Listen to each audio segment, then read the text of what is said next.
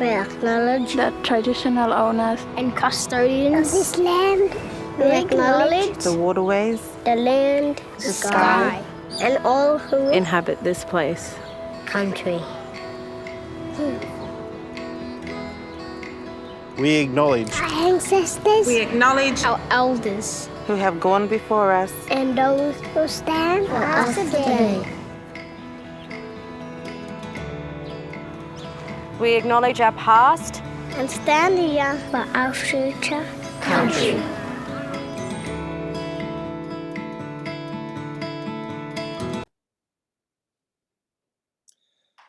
Welcome, ladies and gentlemen. My name is David Vinegrad, and I'm speaking to you from Australia. I'm based in Melbourne, and at the moment I'm down on the west coast, speaking to you from a beautiful place called Wye River. Now, to prove the point that I'm speaking to you from Australia is you might hear some galahs and cockatoos in the background doing some screeching. So my background is essentially as a classroom teacher or a practitioner. My background is not as a researcher or an academic, so most of the things I'll talk about today around unpacking relationships is some of the things that I've gleaned from working with great operators in schools and being able to shift around internationally and around a few states in Australia to work with great operators who do relationships really, really well. So I like sharing a PowerPoint so it gives you a visual a representation of the context that we're talking about in this presentation. So let me find this thing, and I thought the title would be best wrapped around this about unpacking relationships and focusing on relationships as we do so importantly with restorative practices and restorative justice. And hopefully by the end of this little presentation you'll have some more concrete insights into this term that we use quite a lot in schools all around the world, this term of relationships. So some key questions for me over the last decade were trying to be more explicit about relationships. So how would you define a teacher-student relationship? What would be the dimensions or attributes to this positive or professional relationship? And to link this in with restorative practices and working in a relational school, if we're going to use RJ, restorative justice principles, to restore and repair relationships, then what are we restoring the relationship to? Because we know we do have some authoritarian or fairly punitive teachers in our schools who probably want the relationship restored to where the student just sits down, does as they're told, doesn't challenge the teacher in any way, form or shape, and is just that compliant student. And we have other teachers who are very welfare focused that want the relationship restored to where there's often a lot of feedback channels opened up to when the student's not feeling safe or not comfortable in the classroom. And we have in Australia a very strong push for student agency and student choice. So we're running a lot of classroom circles, feedback circles, information circles where students can have agency to talk about how they're feeling in the classroom, what things are going wrong. My point is we need to reach this very sensible position where we do have voice and agency for students, but we do get on with the academic program through making sure we've got strong and effective relationships between the teacher and other adults in the classroom. They might be educational support people and the students in the classroom. And how would we define this relationship developmentally for early years, middle years and senior years students? Linked in with this question is how would we define a positive or a proactive teacher-parent relationship? And in my time in education, I'm 180 years of age, that relationship has certainly changed. When I started teaching, it was quite rare that a parent would come up to the school unless it was one of those formally arranged times for an information evening or a parent-teacher session. Now we're receiving communications from parents through Twitter feeds, through emails. All sorts of things are happening that weren't happening many years ago when I was a young teacher. So how do we define and establish that professional positive relationship with parents and caregivers? We're saying a lot of things through our school brochures and magazines and websites about we're an open school, we want to have a great relationship with parents. We are change agents. We're on about partnerships with our parents and caregivers, but what does that actually look like in concrete terms? What are the dimensions and attributes of the relationship? And then one of the relationships we often don't work that much on is the student-to-student relationship. In the primary schools, in the early years schools, how do we teach about friendships? And how do we help students know that 60 followers on a Twitter or a Snapchat media site is not really a friendship? How do we talk about that triangle of friendships? And in the senior part of the school, what student-to-student relationships are we encouraging then to really draw out that altruistic behaviour? So young people know what to say and what to do when they're not comfortable with inappropriate behaviour, and sometimes not needing the teacher to step in to realign things to classroom and whole school expectations. And then what relationships do we want with the adults in the school? Now, I work with many schools in Australia, and it's fairly rare that I work with a school that understands that relational practices and restorative practices needs to be whole school. This is just not so fabulously helpful to apply to student interactions in the classroom with the teacher and with each other, but it needs to be applied to the with and for the adults. To boil it right down, often in schools and other organisations, we just have complaints and grievance processes when there's been conflict between the adults or harmful behaviour between the adults. And we need to add a lot more relational practices in there.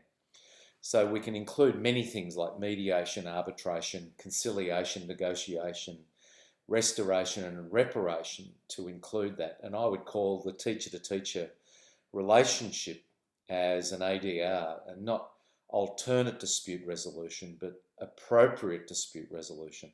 And as we know, if we've done quite a lot of restorative training, the simplest way to figure out the way to resolve the conflict is to ask people involved in the conflict, how do they want to meet with each other and talk through the problems in a respectful way and to come out of it with a solution and agreement at the other end, so this behaviour doesn't happen again, and out of it we actually strengthen relationships. So my presentation will be focusing on these four things and how we can define these relationships in more concrete, explicit terms. Here's a quick video from Andy from Monmouth Comprehensive in the United Kingdom. He's talking about restorative practices, and of course Belinda Hopkins has been instrumental in it. 600 young people, 142 staff. You understand that there are going to be times when relationships are strained, when there are conflict situations.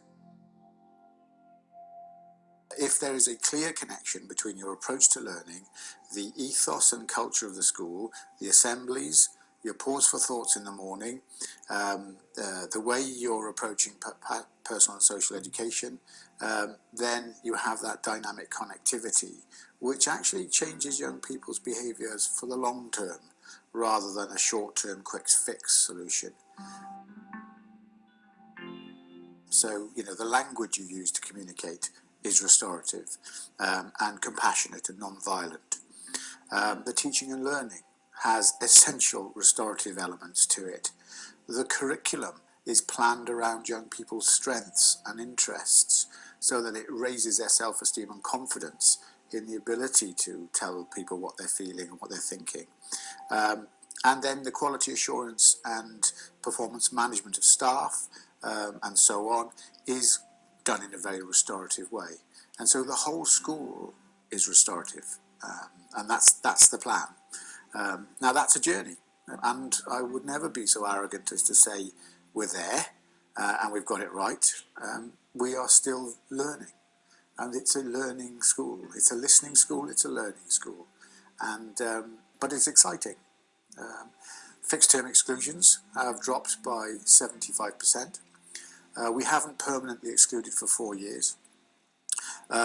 Actually, latest outcomes, days lost through stress, have halved in the autumn term this year compared to last year.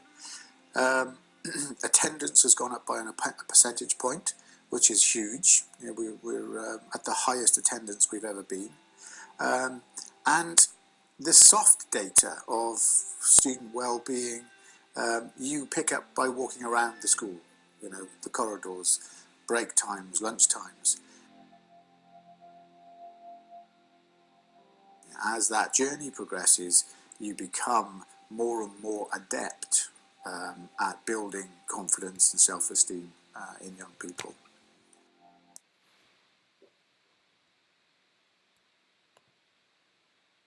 I really like that video that Andy's presenting, and it's also a big shout out to Belinda for providing all of that information.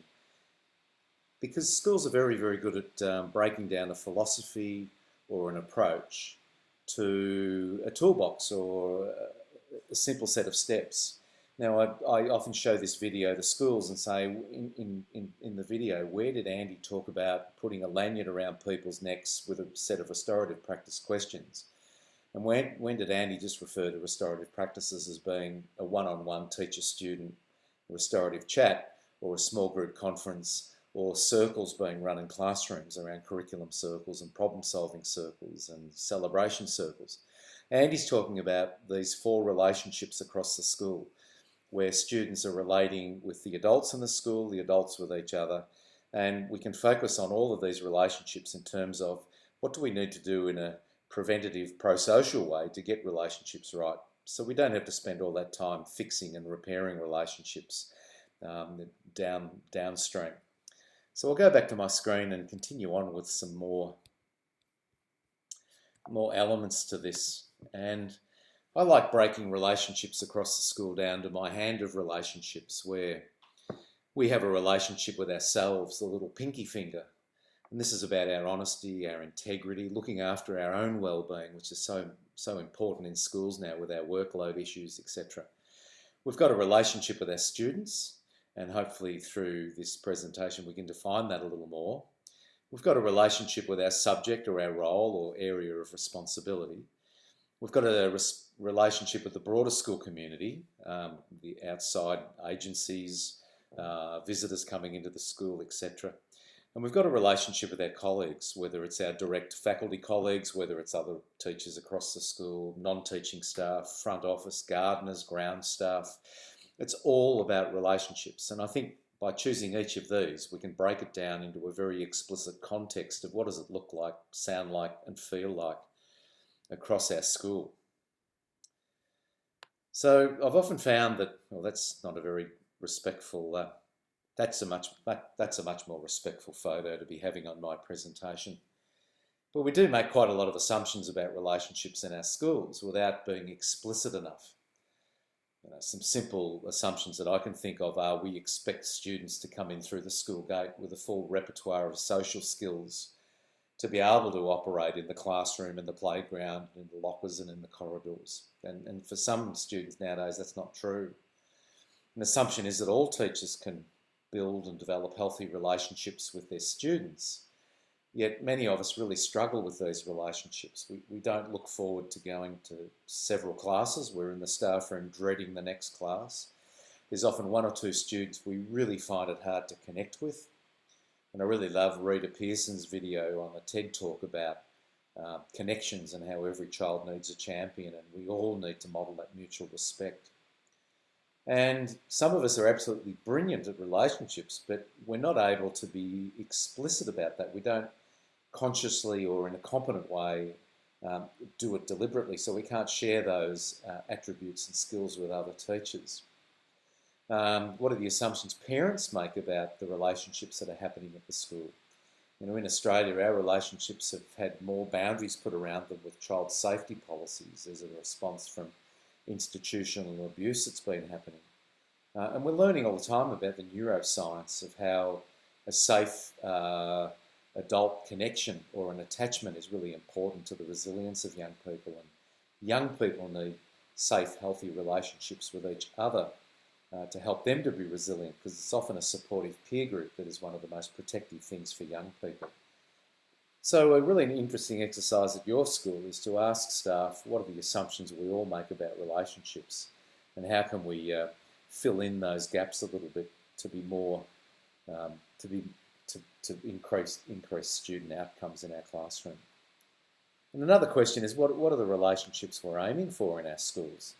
Because often the school policy is really about obedience, and we get obedience by having punitive practices, and sometimes those punitive practices are often logical, natural, positive or negative consequences that are sugar-coated, or they're really in there harming relationships, when at the outset we want to build and strengthen relationships as an outcome. So I focus on these three things: cooperative, respectful and productive relationships. Because often when you're running a restorative intervention with young people, you might have one of the students saying, I don't want to be their friend anymore, I don't want to see them, I don't want to be in the classroom with them, I don't want to talk to them.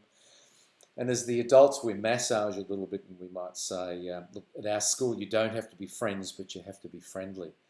Well, I really suggest you take these three words away and add this into your discussion and your conference about: this meeting is not about being friends. This meeting is about addressing the conflict and the upset that's happened between you.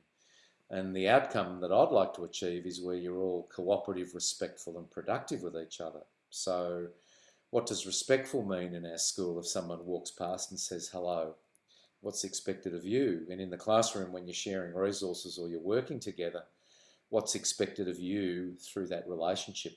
And I find those three words are a little more concrete for kids to understand. What do we mean by friendships, relationships, and working relationships in our classrooms?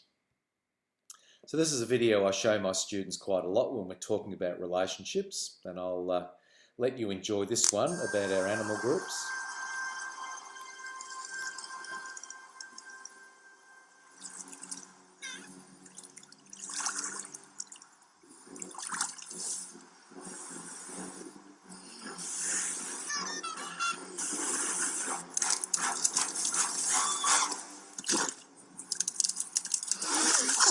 It's smarter to travel in groups.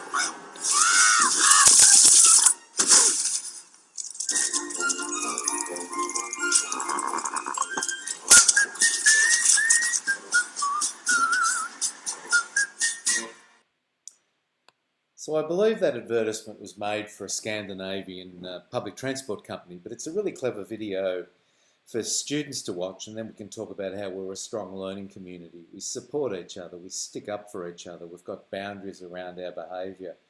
But sometimes, as in the ant video, that we can't carry very much, or every now and then some of us can carry more than our fair share of the load.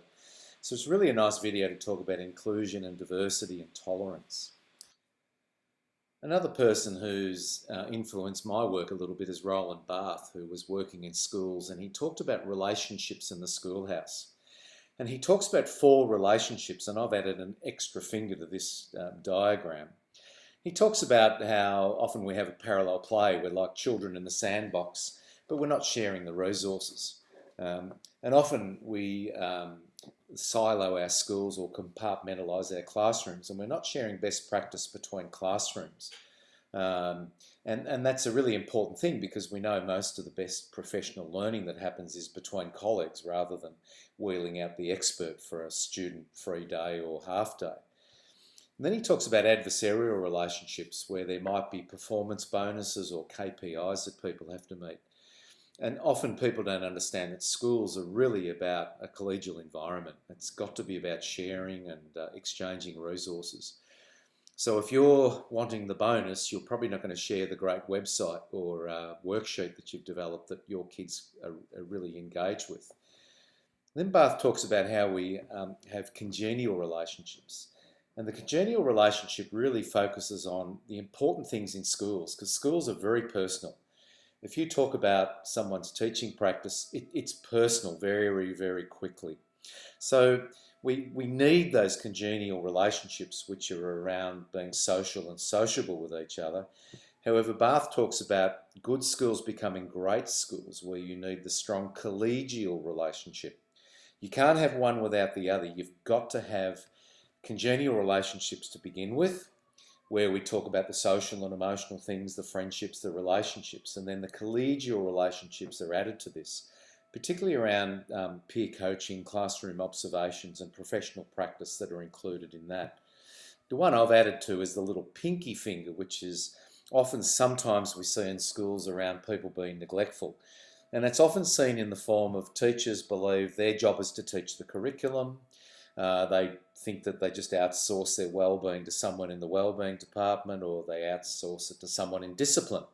And in terms of relationships, you might be able to hear a siren going behind me. Now that's the fire siren, because I'm down on the west coast in a little place, and I hope it's not distracting you, but it's put me into a state of a little bit of anxiety, because there's often a community incident that's happened that we can often get out there and help people with. So apologies for the siren. So that's what Bath talks about in terms of these relationships, and we must understand that the adult-to-adult relationship's congenial, but we also have to move towards the collegial relationship, where we hold each other accountable. We have a restorative chat when someone's behaved in a way that's caused some harm or upset. And of course, it's often very unintentional. So those adult conversations are just where we talk about our intentions, and then we can hear about people's perspectives in relation to the harm done. So I hope that makes sense in that little short snippet on Roland's work. And one I work a lot with children is around this, from Teaching Ideas in the UK. It's a great little resource to use with kids to talk about how we need to establish our own relationships, and we talk through the lens of a friendship. And this is a great little activity where we put the students into groups. We give them this list of 10 ingredients to make a good friend, and we ask students to rank them in the order of the most important to the least important. And it's a fabulous exercise, because some students in their groups get quite conflicted about this, saying, but they're all really important. And that's the point we want to get to. Depending on what's happened, the context or the activity, or the social activity that's happening, quite a lot of these ingredients will become more important than the others. So often when there's conflict in the classroom, we'll put these ingredients down in between the group in a circle, and we'll say, which ingredient did we forget to focus on when that problem happened in the playground or in our classroom? And kids are really good at unpacking this. So then each week we could talk about which ingredient we're focusing on in our classroom. This week we're keeping an eye on loyalty, and next week we'll be looking at listening, and then we can acknowledge and reward and identify some of the behaviours children have. Or we could run a circle activity and teach more explicitly some of these skills about not being judgmental and being able to actively listen with eye contact, etc. So in a relational school, when we're working through these 4 relational lenses I'm presenting today, we really embed this notion that restorative practices is not about doing the kumbaya, let's all have a circle and feel better about each other. Because we have that very formal thing about this conference, this meeting, this circle is not about making sure we're friends again, but it's making sure we get along with each other in a respectful way. Because sometimes our intervention will be able to repair a relationship back to a certain point. Sometimes the intervention might actually start a relationship. And I'm sure you've worked with students who have been mortal enemies, and your intervention is to make things right, and out of it comes a really strong friendship. They become inseparable friends. You look out the window and they're playing with each other again. And to make things right, sometimes there will be a formal agreement to end the friendship. And you know at what age these sands of friendships are rapidly changing. And a teacher said to me once that they have a seating plan in their classroom to reduce anxiety in the classroom. That students often go into the classroom not knowing where to sit. If they sit with the popular kids, will they get rejected? If they sit with the academic kids, will they fit in? If they sit on their own, how will their other friends feel? If they go and sit with the new student to the school or to the class, how will their older friends feel about that. And children aren't that good at having explicit statements to each other around, I still really like you, but I want to go and sit with the new students so they feel a little more supported, or I still like you and I share the same interests, but I want to share an interest with a group at lunchtime who are meeting in the library. So in a formal agreement, if you document it and put it in student files, it might be that you formally agreed to end the friendship, but you also agree to be productive, respectful and cooperative at our school, and this is what it'll look like, sound like and feel like. So that's what I talk about in terms of making things right. And also we can help deal with some of the conflict and social harm that's happening, because we know with young people there's inner conflict. They feel conflicted about their behaviour and they might express some shame or some guilt, so they can't make eye contact, they feel bad about what they've done, and unfortunately, because they've been brainwashed, they just want you to punish them. Just punish me with some abstract, arbitrary consequence that makes no sense to me, but you're the adult, I respect that, just do it to me so I can feel better about my behaviour and I can get on with things. And some students say, please don't do that restorative practices with me, it's too hard, it goes for too long. I'm really uncomfortable with it sometimes because I've got to face what I'm accountable and responsible for. And when there's interpersonal conflict, we can resolve that conflict or tension between several students or between groups of students. So hopefully that helps you while we look through this lens of different relationships. And if you think about the traditional approach to relationships, we often have this pretty traditional conservative view that they just come in, they need to sit down, respect my authority and power, do as you're told. And unfortunately, our new generation of kids give those traditional teachers a pretty tough time, because these are the kids that relate through the relationship. They don't relate through the role anymore. When I was a student at school, I related through the role. I was fearful of my teachers. I was scared that they could impose some pretty serious social and emotional and physical discomforts on me. And of course, I went to a technical school, a boys' school, where they had corporal punishment with straps and canes. But often that traditional view that teachers take is my job's to deliver the curriculum, the well-being, etc., is someone else's job. And I believe nowadays in progressive 21st century schools, there needs to be a clear message to all teachers that the social responsibility of the children in our care is everyone's responsibility. It's not someone else in the school. We can be vulnerable and authentic in our role now, because often we'd like to be seen as we never make mistakes. We're blaming someone else or some organisational structure in the school that's causing this problem, but it's certainly not my fault.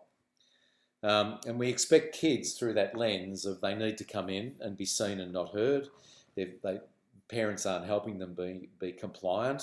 They're challenging us all the time. They're calling us out on some of the things that we're getting wrong in the classroom. And we think punishment will teach the right sort of lesson, but punishment just warps the relationship. And there's no research around that anyone's shown me that punishment is the best way to bring about long-term behaviour change. If you want short-term behaviour change and think about speed cameras on our freeways, then just use punishment. But that's not the sort of behavioural change that we want in schools as educators. We need to have that voice and agency to a very sensible degree, because that's some of the best ways to find out what are the structures that we're putting up that aren't working in favour of improving student outcomes. And it's not about the adult-child anymore, it's about strong, healthy relationships where I'm coming in with a relationship where kids will listen to me because I know something about the course content, and I'm able to provide that safe learning environment, or what we call a psychologically safe learning environment. Prior, in a traditional school, it was just seen as you come into the classroom and my relationship is the dispenser of advice and information and knowledge. And often it's about my classroom, my rules, and I don't refer to them, I don't give you a voice in them. They're quite punitive, they're very negative, they're mostly about stop that, don't do that, move over there.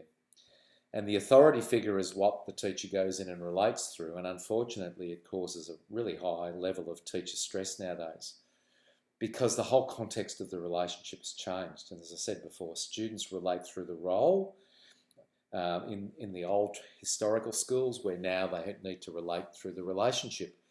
And it's not doing anything permissive, etc., or giving in or being a welfare-focused teacher. It's the simple things you're probably already doing. Smiling when they come in the door, looking passionate about the information you're going to teach. It's a conducive, well-organised classroom. It's interesting with a beginning, a middle and an end to the lesson. There's a lesson hook to begin with. There's an exit ticket at the end. You can capture students' curiosity every now and then. And we've moved well away from that idea that these are just empty vessels and I'll fill your head up with all this information so you pass the exam. Teaching and learning has to be a lot more than just this traditional teacher-student relationship. Now I'd like to talk about the progressive or the modern schools relationship, where we talk about the teacher-student relationship to engage, to really develop that respectful relationship so student outcomes can go up through the roof sometimes, where teachers model mutual respect. They take that first step, and whether it's a warm welcome at the door, because we know when there's a warm greeting, academic engagement goes up quite a few percentage points. The teacher shows they're passionate about the subject. They know the kids' names. They welcome them when they come in. But there are timely reminders around boundaries and limits. And they also provide that student voice. So every now and then there's a feedback circle where we can hear about how things are going academically, socially, emotionally, even about how we can learn certain parts of the content. And one of the key things we don't include when we ask people to put down on a piece of paper what are the dimensions or attributes of a professional teacher-student relationship. Most teachers will talk about trust and safety, and we have fun and it's supportive, but we forget about our core bread and butter, about providing an interesting, engaging lesson that's differentiated. It's got a beginning, a middle and an end. It ends up in control. The routines have been taught explicitly to students. And it's really targeting students' strengths, so it's often what we call an individualised program. And if you've got a really well-planned lesson that students are interested in, then there's hardly a blip on the behaviour radar. So we also include in here that teachers act as advocates or mentors for students. One of the key things that I've heard recently is that the number of alumni or students coming back to the school to stay connected with the school is a good indicator of quality of the school and the educational effectiveness of the school. It's those kids really loving that relationship and coming back to continue it in some way. And a protective factor for students is that an adult at the school really believed in them. You stood by them no matter what they were doing or saying. And these are often the students that come back and say, look, sir, look, miss, I was a terror in your class, but you didn't judge me, you stood by me, you helped me, and thank you, I really appreciated that. Now, COVID-19 was a brilliant opportunity for schools, particularly in Australia, to really change things in terms of our structures, our organisation, how we deliver the content, and I don't believe we've taken great advantage of that. And in line with this is the last 10 years of neuroscience really should have turned our schools upside down. If you teach senior classes in the mornings, you probably realise you've got induced comas in the classroom until the adolescent brain is awake and ready to learn. But unfortunately, we wrap the school timetable around what suits the bus timetable and what suits the adults, rather than looking at this neuroscience. And if you teach adolescents, you've really got to look at youth culture to understand all the risk-taking things and the behaviour that our students get up with. So really hook into it and understand social media and what drives the pervasiveness of mobile phones, etc., so you can get more comfortable with teaching this age range of students. And I think they're just the most amazing young people in the world to teach. They're fascinating.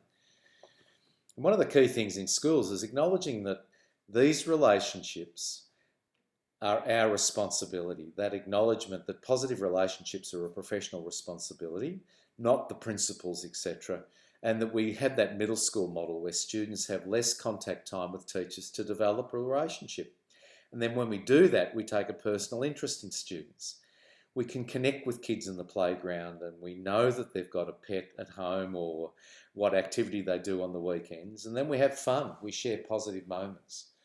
Now, you don't need champagne on ice, but you do need to just stop sometimes and celebrate a moment in the classroom and have a bit of fun. You don't need to be extroverted, But often you can just celebrate those moments when we cracked the problem, we all got there together as a classroom community. It's really worth doing. And then being authentic and building integrity.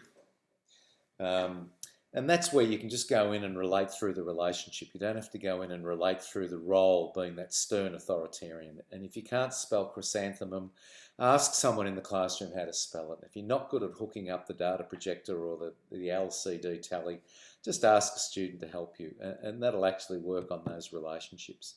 But you've got to have fair process and participatory democracy. And we all know through restorative practices, we love using the Harvard Business School model of fairness, which is about engagement. Give kids a voice, give them some agency, and it's about expectation clarity. So putting up our school-wide PBS expectations and classroom agreements, and also talking about it's not a tyrannical classroom where it's my classroom, my rules, but we all have a voice around how we treat each other in the classroom. And fair process is about explanation, explaining why we have the non-negotiables in schools, like uniform, no chewing gum, you all come on time, you all bring your materials, you're all respectful to each other. And once you can do that in a concrete, explicit way, kids get the agenda. They have that aha factor. Now I know why we're not allowed to have chewing gum in the classroom. And teachers can get students to shut the lid on their laptop or turn the iPad over or sit down and pay attention through those routines and procedures we have in the classroom. So I hope this gives you an idea of what I talk about in terms of a professional or a positive teacher-student relationship. Now, I'm sure you could take this model away and add to it, take some things away, represent it in a different way. But I encourage you to be more explicit about what we mean by relationships.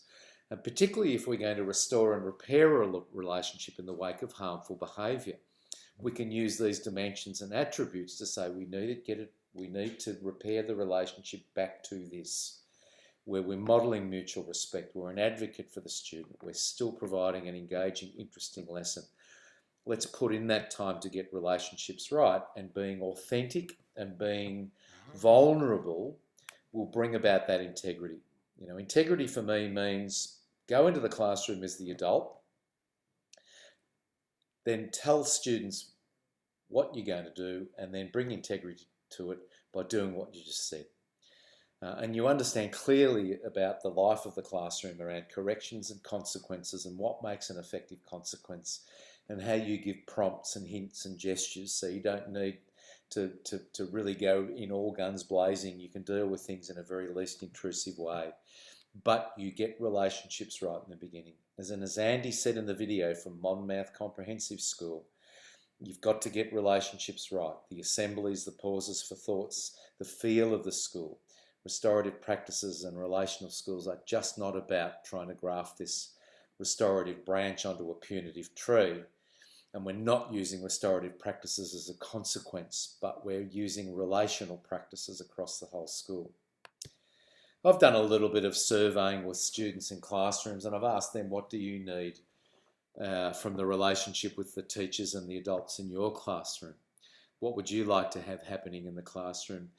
And every now and then I get little bits of feedback like this, that they want teachers to be problem solvers. They want them to slow down a bit and to stop talking so much, to be patient, to motivate them. They want to have a bit more fun in the classroom through some icebreakers, through not being non-judgmental, through playing some more mindfulness and brain break games. Kids don't want conflict in the classroom, and you'll often hear students say that the teacher can't control the classroom or couldn't control the classroom. They want to have active conversations because kids feel awkward about things when it goes wrong and they're responsible for some harm. And they want that clear two-way communication. They do want help with a problem. And if teachers are feeling like they're being bombarded with emails from parents or students, if there's an assessment task coming up, then have a classroom circle and put that problem in the middle. I'm being inundated by emails. I can't respond to them because I'm just getting too many. And as a teacher and a human being, I do need to have a weekend off. So teachers can provide different lessons. They're open-minded to challenging their own practice and learning new things. And it's that psychologically safe classroom where we do trust each other. So hopefully you can have a student voice and gather some more information like this. And you've got my email address at the start of this presentation, so send me some more feedback. And the last thing I'll finish up on is one of the things adolescents really dislike is favouritism in the classroom. Although we're not intending that at all by the adults, often it comes across that way. So take this one away, and hopefully that'll help you a little in your practice around your relationship. And as I said earlier on, we want to define the student-to-student relationship. And you probably see here that the dimensions and attributes of this relationship are not that dissimilar to the attributes of a teacher-student relationship. And I'm getting a feeling now that you've got the gist of this, that the teacher-parent relationship and the teacher-to-teacher relationship won't be much more different than these. Now you've got this presentation as a video, so you can just pause this video now and look through this a little more. I won't go through each of the dimensions, but you've got this. Just stop, take your time, work through it, add more things to it, rephrase things. And I'll now show you the teacher-to-parent relationship, which isn't that much different than the teacher-student or the student-to-student relationship. And one of the things I really want to focus on is that one on the right-hand side about understanding and management of affect and attachments. That you have got the most precious possession to a parent in your classroom. And there's no point saying to a parent, can you send a better child to my classroom tomorrow? That's the best you're going to get. And often a student's response in the classroom is their best response to this complex social setting called a classroom. And we do need parents to stick up for and support their children.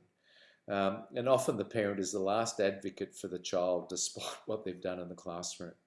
Well, you want that advocate in there, and you learn these relational restorative ways of engaging the parent as an advocate to be able to change the behaviour of their students sometimes. So how do you build a relationship with the parent? How do you connect with the parent at the start of the year? So when you fall back on that relationship to work through a difficult time, you've got the relationship there. You're not working as strangers. And it's our responsibility to build these relationships. It's not incumbent on the leadership to do it. So we need to accept that those positive relationships are our responsibility. So simple strategies like on Friday before you hop in the car and go home, you just have an email template and you send 2 positive emails to 2 students in your class to their parents. And that's a very simple way to do it. It doesn't take much work when you set up the template. And because it's the last thing you do on a Friday, hopefully you get in the car to drive home with the positive mindset you've done something productive to end your week, rather than driving out of the school gates dwelling on 6 things you forgot to do for the week.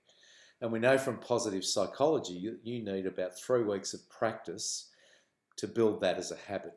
And by the way, you've got to remember that research when you're correcting the behaviour of a child.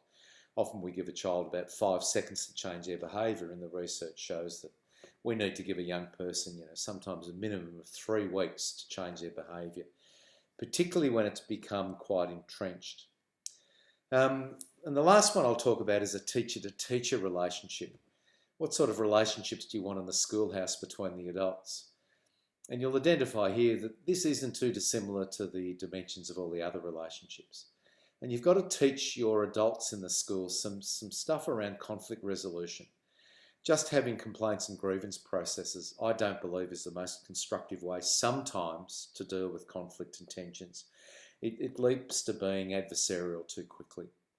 And how do you have fun with the adults in the school? How do you supervise them in a respectful way?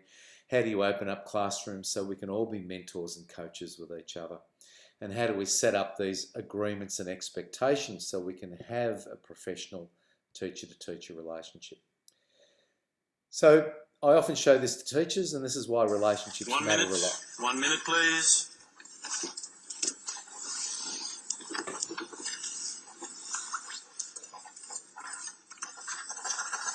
Time, thank you. Could you all please put down your pens and bring your papers to the front of the room? Thank you. Well done. Thank you. Thank you. Thank you.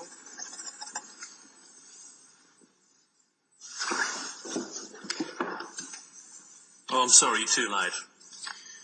Gave you plenty of warnings about time. You failed. Sorry. Excuse me, do you know who I am? I had absolutely no idea. Good.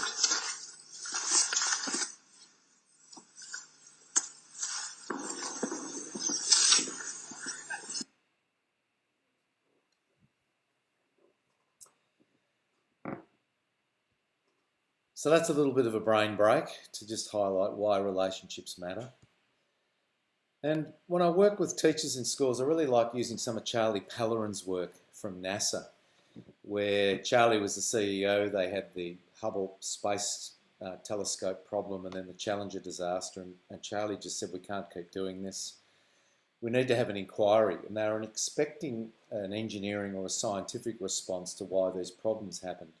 But what they got back was feedback saying the relationships and the leadership contributed to those problems. So Charlie then has written a wonderful book on how they develop their teams, and he said the context that we forgot about was what he calls the fifth force, and that was the social context. It was about the relationships.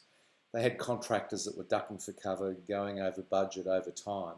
And since then, Charlie's arranged it so they have very open, transparent relationships. There hasn't been a disaster since. And I like using this in a school environment because it gives it more of an adult context rather than some of the things we do in schools with children around restorative practices. So Charlie's advice is this: get a hold of a set of expectations for all the adults in the school. And this is what we do with students in our classrooms. So why wouldn't it work for us as the adults? Base them on your values, so you're a values-driven school. Be explicit about what the behaviours are that reflect these agreements. Now, too often in schools we have these espoused values, but we don't talk about the behaviours that bring them to life. And for the adults in the school, it's the simple things like you get to class on time, you speak respectfully to students, you have a beginning and an end of the lesson, you've got some professional conduct going on with some of those jurisdictions and their standards, but you get good at processing agreements when they're about to be broken, or if they are broken, or also get good at celebrating when you uphold these agreements. So it's okay to be celebrating things now and then. So I work with schools and I ask them to come up with a set of professional agreements in the front office, in the staff room, in faculty lounges. Now these ones are quite broad, so you can get more specific with them if you wish. But whether it's in the junior school, the middle school, the senior school, come up with a set of agreements for the adults working in those classrooms, and then talk about the behaviours that bring these agreements to life, and then add some more processes that are available to staff. You just don't have complaints and grievances in there. You've got a lot of relational things, a lot of mediation, a lot of conferencing going on, a lot of circles going on where you can put the problem in the middle and get the community who are responsible for and affected by it to sort out the problem, reflect on the agreements and maybe strengthen them a bit so they do work for you, and out of it will come stronger and stronger relationships.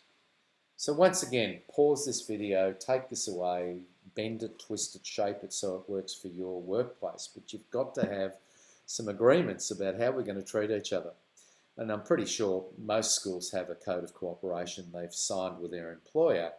But I think it's very worthwhile to sit down and say, this is how we're going to treat each other as professionals in our school community. And when we need some support, it's safe to put our hand up. And when something goes wrong, it's also safe to put your hand up that you contributed to the problem, or you come together with the group and discuss the problem so we can get things fixed up.